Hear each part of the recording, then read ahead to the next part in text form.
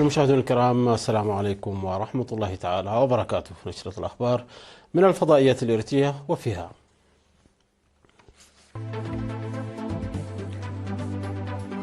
نتائج زراعية مرضية في مديرية ملقي،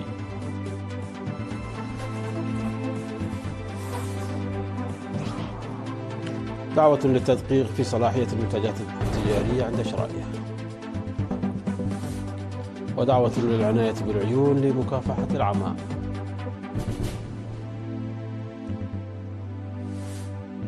مواجهات عنيفة بين الجيش المالي والقاعدة وسقوط عشرات القتلى. استراليا واندونيسيا تعلنان عن معاهدة أمنية جديدة.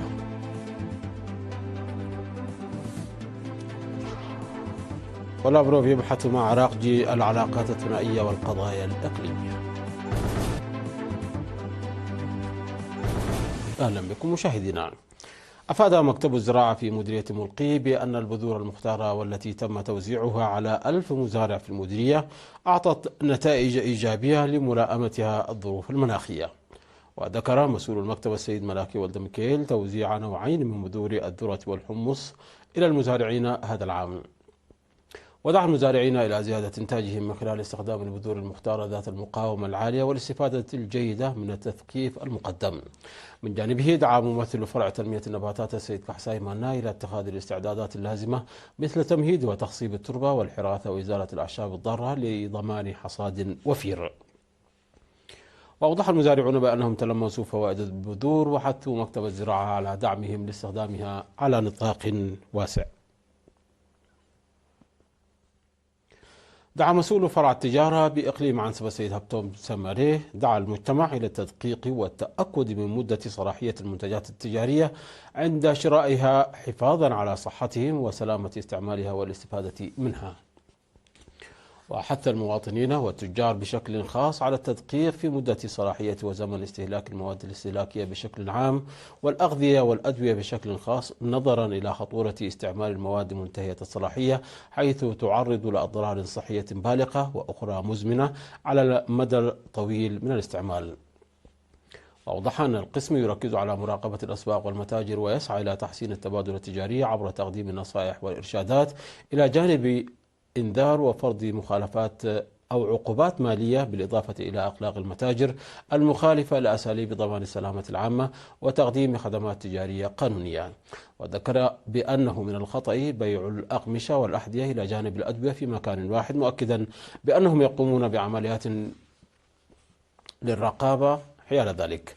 وأضاف السيد هبتوم أن القسم يعمل بالتعاون مع لجنة التنمية الاقتصادية في المديريات التي لا ينشط فيها عمال البلدية، موصيا المتاجر بوضع إشعار بقائمة أسعار المشتريات في واجهات المحلات والبيع بتلك الأسعار ودفع الضرائب في أوانها. دعا الأخصائيون الطبيون المواطنين إلى توخي الحيطة والحذر في أنشطتهم اليومية وإجراء فحوصات العيون الدورية للوقاية من الأمراض والحوادث التي تسبب العمى. وقال المدير الطبي لمستشفى برهان عيني المرجعية الدكتور كحساي فساطيون أن العين حساسة للغاية ولا ينبغي تجاهل أي عارض طبي، ناصحا باللجوء للعلاج الطبي في حال ظهور أي أعراض مرضية.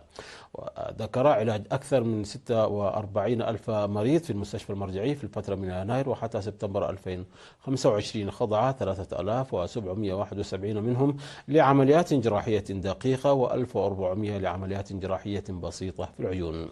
وأوضح تشكيل فريق من الأطباء لإجراء عمليات إزالة المياه البيضاء لأكثر من 4000 مواطن في أسمرة ومصوع وقندع وأفعوة ونقفة وعصب وكرن وأغردات وبارنتو وتسنين. وذكر الدكتور كحساي بضرورة الحذر في شراء النظارات الرخيصة التي تباع في الشوارع لأن أضرارها تفوق الفوائد.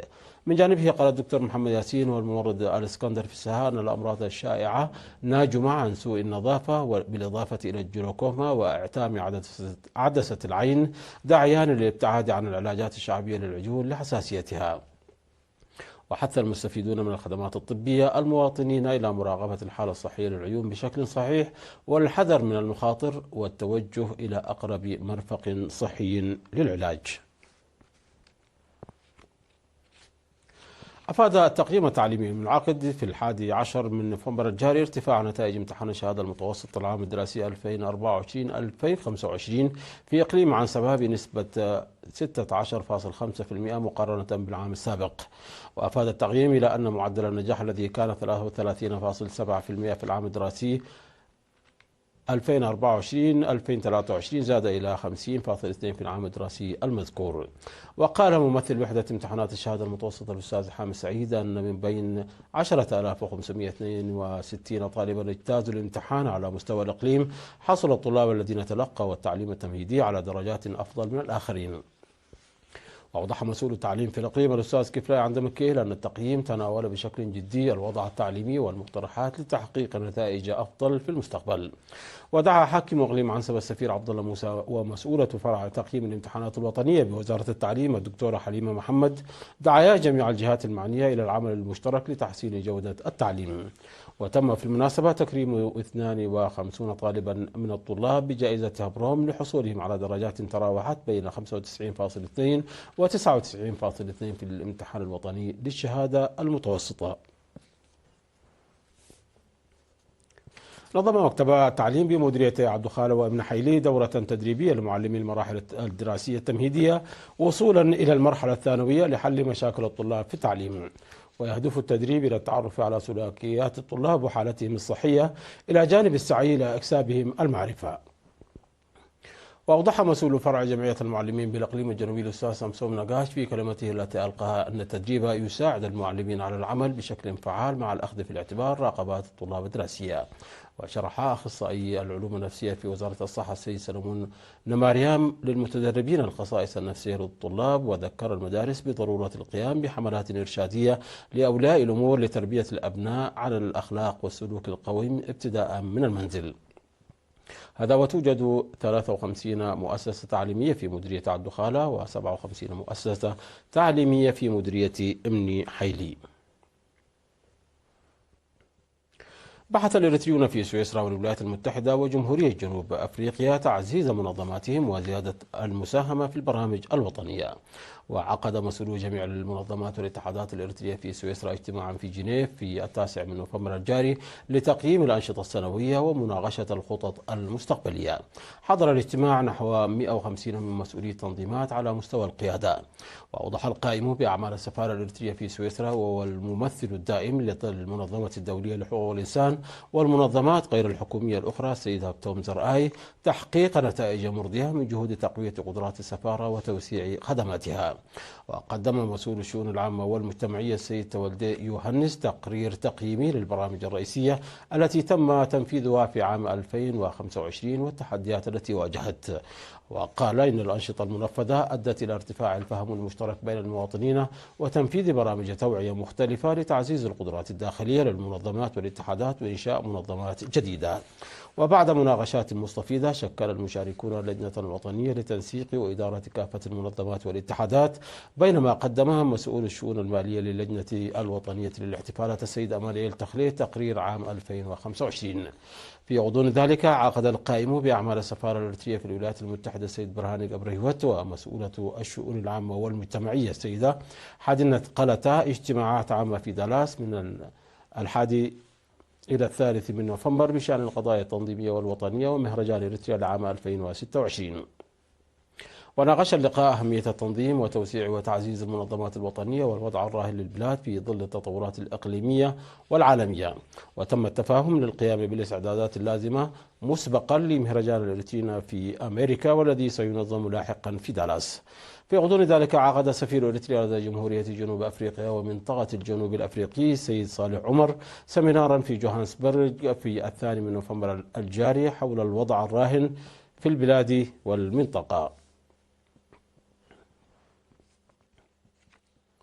استشهد الفنان والمناضل المخضرم برخت منقست آب بايرو في أسمرة يوم أمس الأربعاء 12 من نوفمبر عن عمر ناهز 84 عاما. وولد الفنان القدير برخت منقست آب عام 1941 لأبوين هما منقست آب بايرو وأبابا دباس في هزقاه، وكان يعزف على آلة الربابة في شبابه. وبدأ مسيرته الفنية في العام 1961 بالانضمام إلى مسرح الإمبراطور هيلي سلاسي الأول في أديس أبابا، ثم أسس أسس مع رفاقه الإريتريين في عام 1973 فرقة مقالح غويلا.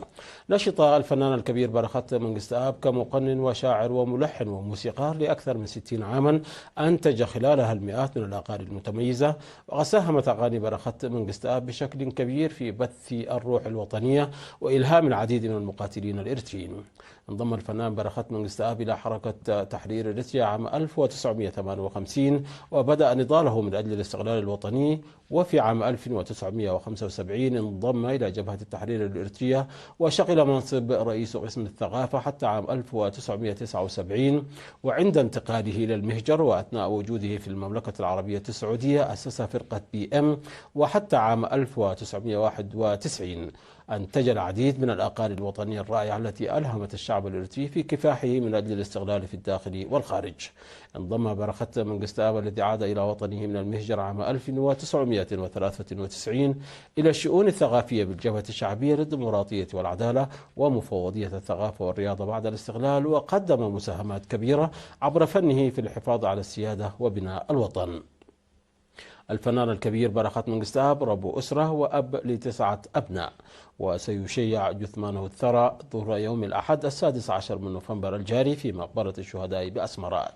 وتعرب مفوضية الثقافة والرياضة عن بالغ حزنها باستشهاد الفنان والمناضل الكبير برخت منجستاب، وتتقدم بأحر التعازي لأسرة الفقيد ولكل الشعب الإريتري. مشاهدينا، نشرتنا تتواصل من الفضائية الإريترية، ولكن بعد فاصل قصير فابقوا معنا.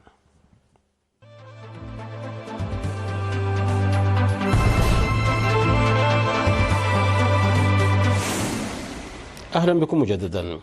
أعلن الجيش المالي تدمير أهداف إرهابية في منطقة تقع على بعد نحو 100 كيلومتر إلى الغرب من العاصمة باماكو، وتفكيك قاعدة لوجستية تابعة لتنظيم القاعدة، في حين يواصل التنظيم الإرهابي فرض حصار خانق على العاصمة منذ أكثر من شهرين. وقال الجيش في بيان أن طائرات تابعة للقوات المسلحة المالية نفذت ضربات دقيقة ضد أهداف إرهابية في سوريبوغو بمنطقة كيتا. وأضاف أن تمشيط المنطقة بعد تبادل إطلاق النار سمح بتفكيك قاعدة إرهابية واستعادة 4 دراجات نارية إحداها محترقة. وخلص الجيش المالي إلى أن رئيس هيئة الأركان العامة للجيوش يطمئن السكان على تصميم القوات المسلحة المالية على تأمين الأشخاص والممتلكات في جميع أنحاء التراب الوطني. قال رئيس الوزراء الأسترالي أنتوني ألبانيزي خلال مؤتمر صحفي في سيدني مع الرئيس الأندونيسي برابو سوبيانتو أن البلدين توصلا إلى اتفاق بشأن معاهدة أمنية جديدة تلزم الجارتين بالتشاور في حال تعرض أي منهما لتهديد. وأضاف البانيزي أن المعاهدة تعد امتدادا كبيرا لاتفاقات أمنية سابقة، وتشمل أيضا التزاما بإجراء حوار أمني منتظم بين الزعيمين. وتابع إذا تعرض أمن أي من البلدين أو كليهما للتهديد فسيتم التشاور والنظر في الإجراءات التي يمكن اتخاذها بشكل منفرد أو مشترك لمواجهة تلك التهديدات. من جانبه قال برابو أن المعاهدة تنص على زيادة التعاون في مجالي الدفاع والأمن.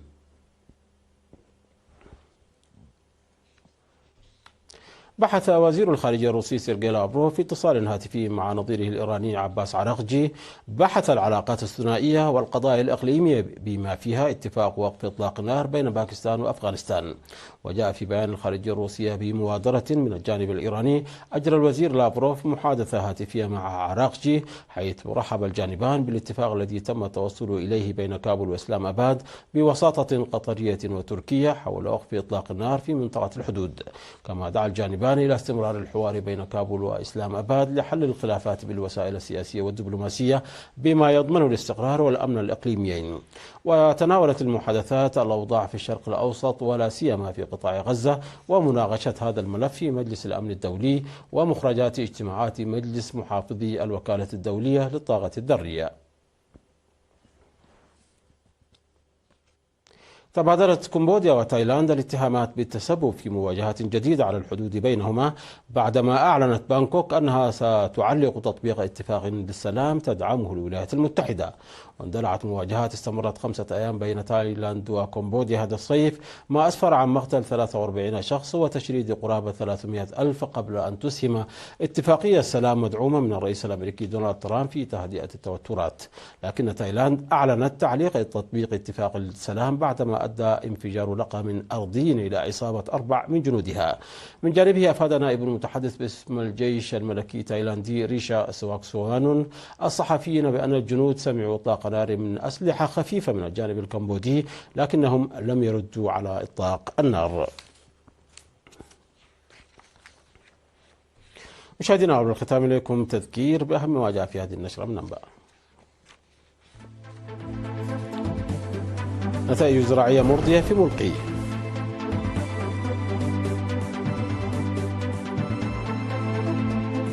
دعوة للتدقيق في صلاحيات المنتجات الاستهلاكية عند شرائها. ودعوة للعناية بالعيون لمكافحة العمى.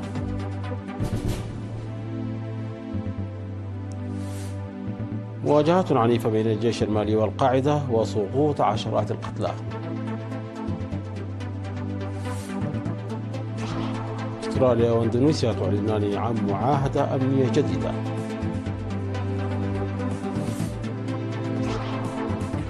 ولافروف يبحث مع راغجي العلاقات الثنائية والقضايا الإقليمية. مشاهدينا، انتهت النشرة. شكرا على حسن المتابعة. تحية لكم أينما كنتم. إلى اللقاء.